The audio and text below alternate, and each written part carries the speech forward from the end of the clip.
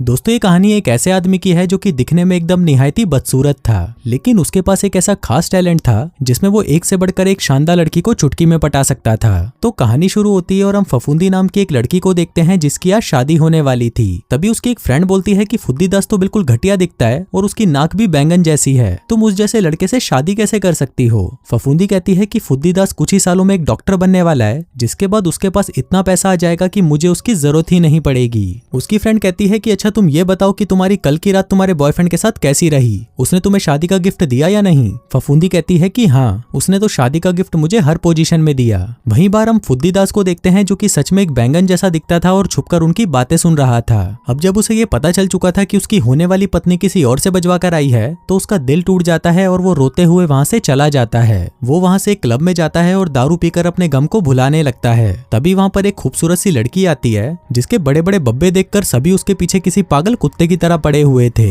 वो फुद्दीदास के पास आकर बैठती है, पर तभी फुद्दीदास उसे कुछ बताने लगता है, जिस पर वो लड़की भड़क जाती है और उसे कहती है कि तुम लोग मुझे शांति से बैठने भी दोगे या नहीं। फुद्दीदास कहता है लेकिन मैं तो आपको ये बता रहा था कि आपका पर्स नीचे गिर गया है। अब उसके हाथ में वेडिंग रिंग देखकर उस लड़की को लगता है कि शायद फुद्दीदास शादीशुदा है, इसलिए वो उससे माफी मांगती है और उसे कहती है कि ये सारे लोग मुझे बजाने के लिए मेरे पीछे पड़े हुए हैं। जिसके बाद वो उससे उसकी वाइफ के बारे में पूछने लगती है। अब फुद्दीदास उसे सब कुछ सच बताने ही वाला था, लेकिन उसकी सुंदर शक्ल और सेक्सी फिगर देखकर वो उसे झूठ बोल देता है और कहता है कि मेरी बीबी तो मुझे 6 साल पहले ही छोड़कर जा चुकी है। बताता है कि मेरी बीबी कहती थी कि मैं कितना भी काम कर लूं लेकिन उसकी शॉपिंग का खर्चा नहीं उठा पाऊंगा। कहता है कि मैंने अपनी वाइफ को खुश करने के लिए 14 बच्चे भी अडॉप्ट कर लिए, लेकिन वो बहन की घोड़ी फिर भी मुझे छोड़कर चली गई। अब ये सब सुनकर उस लड़की को उस पर तरस आने लगता है और वो उसे कहती है कि तुम कितने दुखी हो, क्या मैं तुम्हारा दुख बांट सकती हूँ। जिसके बाद वो उसका हाथ पकड़ती है और उससे अपनी पिंकी पिटवाने के लिए अपने साथ ले जाती है। अब ऐसे ही कुछ साल बीत जाते हैं और हम फुद्दीदास को देखते हैं जो पूरी तरह बदल चुका है। वो क्लब में होता है जहाँ पर वो एक लड़की को अपनी वही वाली कहानी सुना रहा होता है। अब उसकी ये दुख भरी कहानी सुनकर उस लड़की को भी उस पर तरस आने लगता है, जिसके बाद वो उससे अपनी पिंकी पिटवाने के लिए उसे अपने साथ ले जाती है। हम देखते हैं कि फुद्दीदास ऐसे ही अपनी नकली शादी की कहानियां सुनाकर लड़कियों को फंसा लेता है और फिर उन्हें बजाकर वहां से चला जाता है। कहता है कि मेरे लिए यही करना सबसे सही है क्योंकि इससे मेरा दिल कभी भी नहीं टूटेगा। इसके बाद वो अपने क्लिनिक में जाता है जहाँ पर हमें पता चलता है कि फुद्दीदास तो एक प्लास्टिक सर्जन है। वहीं पर हम उसकी असिस्टेंट दत्तो रानी को देखते हैं जो कि उसके साथ यहाँ पर कई सालों से थी। तभी वहाँ पर उसकी एक पेशेंट आती है जिसकी फुद्दीदास ने गलत सर्जरी कर दी थी।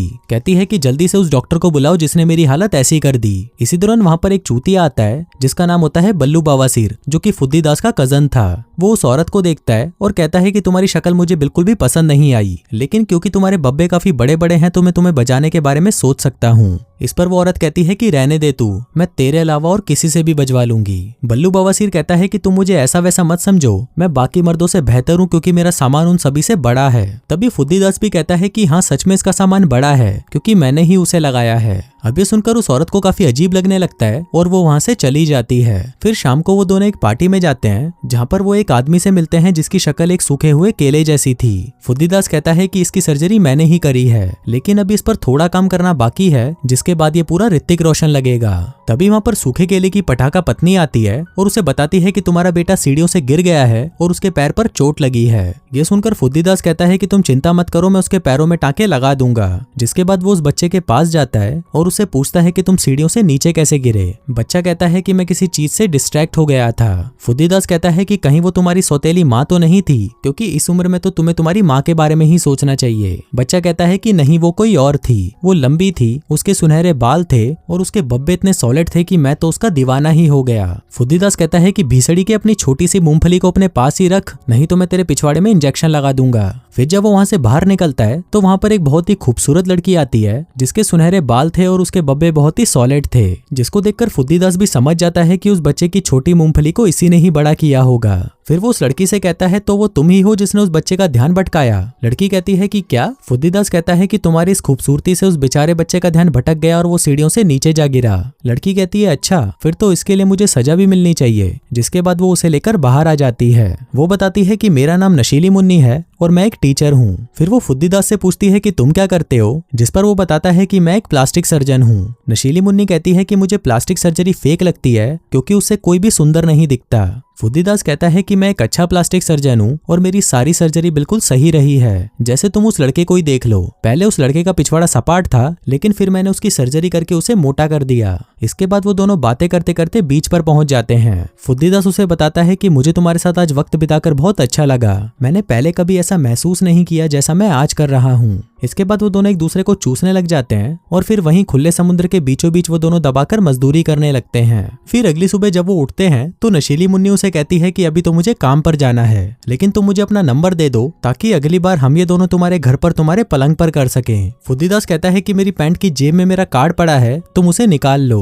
वैसे ये मैं तुम्हें खुद निकाल कर दे देता, लेकिन दिन में तुम मेरा सामान देखकर डर जाओगी और यहाँ से भाग जाओगी। फिर नशीली मुन्नी जैसे ही उसके जेब में से कार्ड निकालने लगती है तो वहाँ पर उसे उसकी वेडिंग रिंग मिलती है। अब ये देखकर नशीली मुन्नी गुस्सा हो जाती है और उसे कहती है कि ये क्या है, तुम शादीशुदा हो और तुमने मुझे बताया भी नहीं। फुद्दीदास कहता है कि नहीं नहीं, मैं शादीशुदा नहीं हूँ, मुझे बस 1 मिनट दो, मैं तुम्हें समझाता हूँ। लेकिन नशीली मुन्नी गुस्से में थी और वो कहती है कि मुझे आज के बाद कभी कॉल मत करना, जिसके बाद वो वहाँ से चली जाती है। अब फुद्दीदास सच में नशीली मुन्नी से प्यार करने लगा था, इसलिए वो उसे मनाने के लिए उसके स्कूल पहुंच जाता है। लेकिन नशीली मुन्नी उसे कहती है कि मैंने तुम्हें बोला था ना कि मुझे तुमसे नहीं मिलना, मुझे शादीशुदा मर्द बिल्कुल भी पसंद नहीं है। मेरे बाप ने भी ऐसे ही एक शादीशुदा औरत के लिए मेरी माँ को धोखा दिया था और मैं भी किसी शादीशुदा औरत का घर नहीं तोड़ना चाहती। तभी वहाँ पर खड़ा एक बच्चा फुद्दीदास से कहता है कि इससे दूर रहे भीसड़ी के। फुद्दीदास उसे कहता है कि चुप कर जा, नहीं तो मैं तेरी मूंगफली काट दूंगा। फिर वो नशीली मुन्नी को बताता है कि मैं शादीशुदा तो हूँ, लेकिन मेरी वाइफ का कहीं और अफेयर चल रहा है। नशीली मुन्नी कहती है कि अगर तुम्हें इससे प्रॉब्लम है तो तुम उसे तलाक क्यों नहीं दे देते।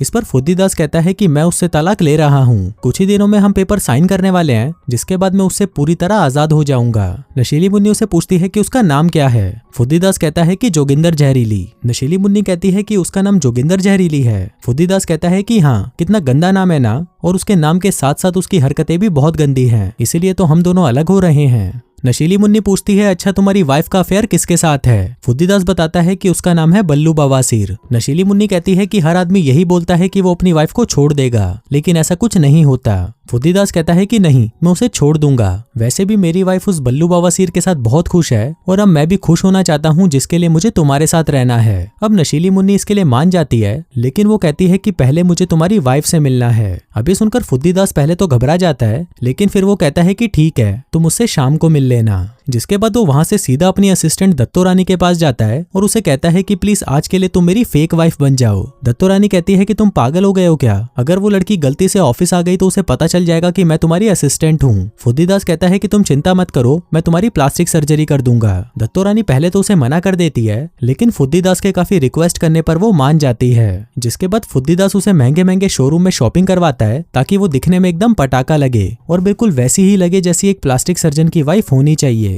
फिर शाम को सभी एक रेस्टोरेंट में मिलते हैं, जहाँ पर नशीली मुन्नी उसे बताती है कि एक बार मैं तुम्हारी वाइफ से मिल लूं, उसके बाद आज रात को मैं तुमसे अपनी पिंकी पिटवाऊंगी। अब ये सुनकर फुद्दीदास खुश हो जाता है और कहता है कि मेरा हथियार तो तुम्हारी लेने के लिए कब से खड़ा है। तभी वहाँ पर दत्तो रानी भी आ जाती है, जो कि महंगे कपड़ों में एकदम पटाखा लग रही थी। फिर वो उन लोगों के सामने झाइलों वाली हरकतें करने लगती है और नशीली मुन्नी से कहती है कि मैंने सुना है कि तुमने मेरे पति से अपनी पिंकी पिटवाई है। अब ये सुनकर नशीली मुन्नी घबरा जाती है और कहती है कि वो तो गलती से हो गया था, लेकिन इस पर दत्तो रानी कहती है कि चलो किसी को तो इसने संतुष्ट किया, नहीं तो मेरे टाइम पर तो उसका खड़ा भी नहीं होता था।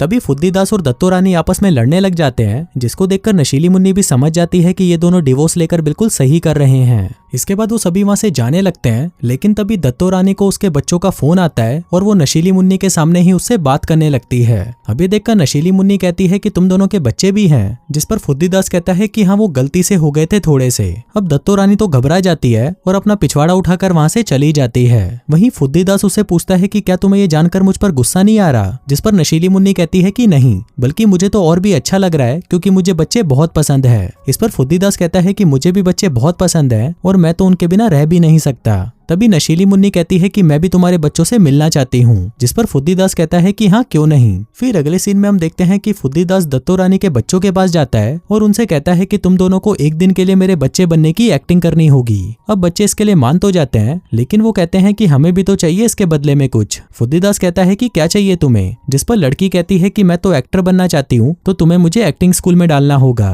और वहीं लड़का कहता है कि मुझे हवाई जाकर डॉल्फिन्स के साथ स्विमिंग करनी है, इसलिए तुम मुझे हवाई ले जाओ। लेकिन फुद्दीदास उसे इसके लिए मना कर देता है और उसे कहता है कि तुम्हारे लिए वीडियो गेम कैसा रहेगा, जिसके साथ मैं तुम्हें बहुत सारी गेम्स भी दे दूंगा। लड़का कहता है वैसे मैं इसके लिए मानता तो नहीं, लेकिन हम ये डील डन कर सकते हैं। फिर अगले दिन वो सभी बच्चों के गेम जोन में मिलते हैं, जहाँ पर फुद्दीदास नशीली मुन्नी को अपने बच्चों से मिलवाता है। वो बताता है कि ये मेरी बेटी सुई धागा है और ये मेरा बेटा है टूटी चप्पल। अब नशीली मुन्नी उनको देखकर बहुत खुश होती है और कहती है कि मुझे तुमसे मिलकर बहुत अच्छा लगा। पर तभी सुई धागा कहती है कि काश मैं भी तुम्हारे लिए ये सब कह पाती, क्योंकि तुमसे मिलने से पहले मैं अपनी पापा की आंखों का तारा थी। हम खूब मस्ती करते थे, घूमते फिरते थे, लेकिन अब मुझे क्या मिला, हफ्ते में सिर्फ 1 घंटा, वो भी इस बच्चों के प्लेग्राउंड में। जिसके बाद वो रोते हुए वहां से चली जाती है। आगे वो सभी साथ में बैठकर लंच करने लगते हैं। लेकिन इसी दौरान जब फुद्दीदास कुछ लेने के लिए जैसे ही वहां से उठकर बाहर जाता है, तभी वहां पर टूटी चप्पल मायूस होने का नाटक करने लगता है। कहता है कि पिछले साल मेरे डैड ने मुझे प्रॉमिस किया था कि वो मुझे हवाई ले जाएंगे और डॉल्फिन के साथ स्विमिंग करवाएंगे, लेकिन उन्होंने मुझे बताए बिना ही ये ट्रिप कैंसिल कर दी। नशीली मुन्नी पूछती है लेकिन उन्होंने ऐसा क्यों किया, जिस पर वो कहता है कि तुम्हारी वजह से। अभी सुनकर नशीली मुन्नी गुस्सा हो जाती है, जिस पर फुद्दीदास कहता है कि नहीं तो, मैंने ऐसा कब कहा, मैंने तो ये कहा था कि हम लोग पहले हवाई जाएंगे ताकि हम सब मिलकर साथ में मजे कर सकें। तभी अगले सीन में हम देखते हैं कि वो सभी अपना सामान पैक करके हवाई जाने के लिए एयरपोर्ट पहुंचते हैं। यहाँ पर फुद्दीदास कहता है कि मुझे तो यकीन ही नहीं हो रहा कि एक 6 साल के बच्चे ने मुझे चूतिया बनाया। इस पर दत्तो रानी कहती है कि ये सब तुम्हारी वजह से हो रहा है, अगर तुम उसे सब कुछ पहले ही सच बता देते तो ये सब होता ही नहीं। तभी वहाँ पर नशीली मुन्नी भी आ जाती है और कहती है कि मुझे तो बहुत अच्छा लग रहा है कि तुम इनके लिए इतना सब कर रहे हो। इसके बाद वो सभी वहाँ से जाने लगते हैं, लेकिन तभी वहाँ पर बल्लू बवासीर भी आ जाता है और आते ही दत्तो रानी को चूसने लगता है। फिर वो उन सभी को बताता है कि मैं वही हूँ जिसका इस आइटम के साथ अफेयर चल रहा है। कहता है कि मेरा जोगिंदर जहरीली के बिना एक पल भी मन नहीं लगता, इसलिए मैंने सोचा कि मैं भी तुम लोगों के साथ हवाई चलता हूँ। इसके बाद वो अपनी जीभ निकालकर उसे चाटने लगता है, लेकिन तभी दत्तो रानी उसे कहती है कि तुम यहाँ पर करने क्या आए हो। बल्लू बवासीर बताता है कि अब मैं यहाँ पर कुछ दिनों के लिए नहीं रह सकता, क्योंकि मैंने अपने सामान की फोटो अपनी गर्लफ्रेंड को भेजी थी, लेकिन वो फोटो उसने अपने हस्बैंड को दे दी और अब उसका हस्बैंड मेरी ठुकाई करने के लिए आता ही होगा। इसके बाद वो सभी हवाई पहुंच जाते हैं, जहां पहुंचते ही वो एक होटल में जाते हैं रहने के लिए रूम बुक करने। वहीं होटल मैनेजर उनको बताता है कि आपकी रिजर्वेशन नहीं हुई, इसलिए आपका हुआ एक रात का $12,000। अब ये सुनते ही फुद्दीदास की फट जाती है और वो कहता है कि $12,000 एक रात के? क्या बिस्तर सोने का बना है या बाथरूम में हीरे लगे हैं, या रात को तू मुझे बजाने के लिए आइटम भी साथ में देगा? मैनेजर कहता है कि ऐसा तो कुछ नहीं है, लेकिन आपके इस आइडिया के बारे में मैं जरूर सोचूंगा। अब फुद्दीदास के पास और कोई ऑप्शन नहीं था, इसलिए उसे वो रूम लेना ही पड़ता है। फिर रात को वो सभी साथ में डिनर करते हैं, जहाँ पर नशीली मुन्नी बल्लू बवासीर से पूछती है कि आप काम क्या करते हो। इस पर बल्लू बवासीर बताता है कि मेरा भेड़ों का बिजनेस है और मैं ऑनलाइन भेड़े बेचता हूँ। वो बताता है कि जोगिंदर जहरीली भी मुझे ऐसे ही मिली थी, उसने मुझसे भेड़ खरीदी थी। नशीली मुन्नी पूछती है लेकिन ऐसा क्यों? बल्लू बवासीर बताता है कि इसे भेड़ों के बाल काटना बहुत पसंद है, लेकिन मैं तुम्हें एक सीक्रेट बताऊं, ये अपने झांट के बाल तो कभी नहीं काटती। अब ये सुनकर दत्तो रानी का दिमाग खराब हो जाता है और वो फुद्दीदास से कहती है कि अब बस बहुत हुआ, मैं अपने बच्चों को लेकर यहाँ से जा रही हूँ। फुद्दीदास कहता है प्लीज मुझे ऐसे छोड़कर मत जाओ, मेरे घोड़े लग जाएंगे। अब वो दोनों ये बातें कर ही रहे थे, लेकिन तभी वहाँ पर एक औरत फूटी किस्मत आती है, जो कि दत्तो रानी की क्लासमेट थी। वो उसे देखकर बहुत खुश होती है और कहती है कि मुझे पता नहीं था कि तुम ऐसी भी जगह आती हो। आगे वो उसे अपने पति आईपॉड से मिलवाती है और कहती है कि ये वही है जिसने आईपॉड बनाया था। तभी उसका पति बताता है कि मैंने उसे तब बनाया था जब मैं फूटी किस्मत को घोड़ी बनाकर बजा रहा था। फिर दत्तो रानी भी उसे फुद्दीदास से मिलवाती है और कहती है कि ये मेरा पति है और ये एक प्लास्टिक सर्जन है। फिर फूटी किस्मत उन्हें साथ में डिनर करने के लिए इनवाइट करती है, लेकिन दत्तो रानी उसे मना कर देती है और कहती है कि हम तो दिन रात सिर्फ मजदूरी करते हैं, इसलिए हमारे पास इस सब के लिए टाइम नहीं है। फिर अगले दिन फुद्दीदास अपने बच्चों को गोल्फ खिलाने लेके जाता है, जहाँ पर वो उन्हें बताता है कि हम यहाँ पर सिर्फ नाटक करने आए हैं, ताकि नशीली मुन्नी को लगे कि तुम लोग मेरे साथ बहुत खुश हो। जिसके बाद वो उन सभी के साथ फोटोज खिंचवाता है, ताकि वो नशीली मुन्नी को ये दिखा सके कि वो अपने बच्चों से कितना प्यार करता है। इसके बाद शाम को नशीली मुन्नी फुद्दीदास के पास आती है और कहती है कि मैं सोच रही थी कि क्यों ना आज पूरी रात हम दोनों मजदूरी करें। जिसके बाद वो उसके सामने पूरी नंगी हो जाती है। अब उसको देखते ही फुद्दीदास एक्साइटेड हो जाता है और कहता है कि तुम जल्दी से अपनी खदान खोलकर तैयार रहो, मैं थोड़ी ही देर में अपना ट्रैक्टर लेकर आता हूँ।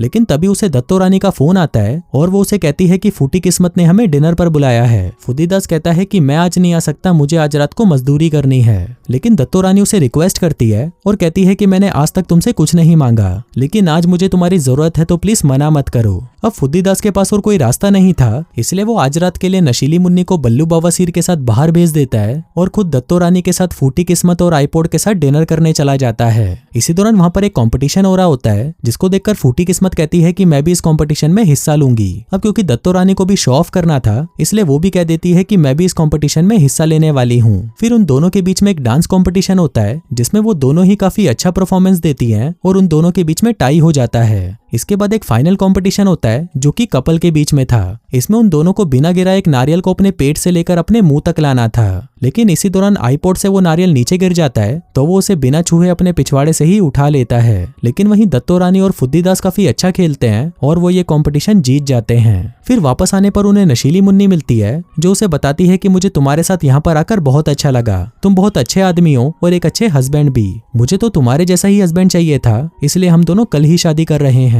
तभी वहां पर दत्तो रानी भी आ जाती है और जब उसे पता चलता है कि नशीली मुन्नी और फुद्दीदास कल शादी कर रहे हैं तो वो मायूस हो जाती है, क्योंकि अब वो फुद्दीदास को पसंद करने लगी थी। लेकिन वो इस बारे में उसे कुछ नहीं कहती और वहां से चली जाती है। फिर उसी रात हम फुद्दीदास को देखते हैं, जिसे शादी के बारे में सुनने के बाद रात को नींद तक नहीं आ रही थी, क्योंकि अब उसे भी दत्तो रानी से प्यार हो चुका था। फिर अगली सुबह जब दत्तो रानी उदास बैठी थी तो फूटी किस्मत उसके पास आती है और उससे पूछती है कि तुम्हारे हस्बैंड कहाँ पर हैं, जिस पर दत्तो रानी उसे सब कुछ सच बता देती है और कहती है कि ये मेरा हस्बैंड नहीं है, वो मेरे बॉस हैं जिनकी आज शादी होने वाली है। शायद मुझे उनसे प्यार हो गया था, लेकिन अब इन बातों का कोई मतलब नहीं। अब ये सुनकर फूटी किस्मत भी उसे सच बता देती है और कहती है कि मेरे पति ने कोई आईपॉड नहीं बनाया, बल्कि वो तो एक जुआरी है और हम दोनों अगले महीने ही डिवोर्स ले रहे हैं, क्योंकि वो एक गे भी है। इस पर दत्तो रानी कहती है कि कल जब उसने अपने पिछवाड़े से नारियल उठाया था तभी मैं समझ गई थी कि ये तो साला मीठा है। इसी दौरान वहां पर फुद्दीदास आता है और उसे कहता है कि मैं नशीली मुन्नी से शादी नहीं कर रहा, क्योंकि मुझे नहीं लगता कि वो मेरे लिए सही है। कहता है कि मेरे लिए सिर्फ तुम सही हो और सिर्फ तुम ही हो जिससे मैंने आज तक कभी झूठ नहीं बोला,